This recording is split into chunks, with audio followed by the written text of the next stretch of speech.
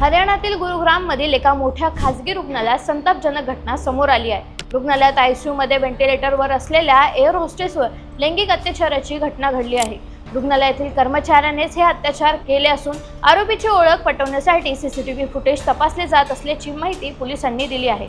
पीडित महिला ज्या हॉटेलमध्ये थांबली होती त्या हॉटेलच्या स्विमिंग पूलमध्ये पोहोचल्यानंतर तिची तब्येत बिघडली होती। त्यानंतर 5 एप्रिल रोजी महिलेला गुरुग्राममधील एका खासगी रुग्णालयात दाखल करण्यात आले। तिथून तिला रविवारी डिस्चार्ज देण्यात आला। तक्रारीत महिलेने म्हटलं आहे की 6 एप्रिल रोजी मी व्हेंटिलेटरवर असताना रुग्णालयातील काही कर्मचाऱ्यांनी माझ्यावर लैंगिक अत्याचार केले। एअर होस्टेसच्या म्हणण्यानुसार रुग्णालयातून डिस्चार्ज मिळाल्यानंतर तिने तिच्या पतीला घटनेबद्दल सांगितलं। त्यानंतर तिच्या पतीने पोलिसांशी संपर्क साधला।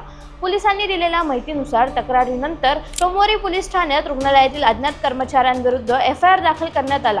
गुरुग्राम पोलिसांच्या प्रवक्त्यांनी सांगितले की पीडितेचा जबाब न्यायालयात दंड अधिकाऱ्यासमोर नोंदवण्यात आला आहे।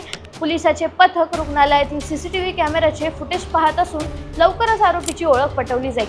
आरोपीला लवकरच अटक केली जाईल।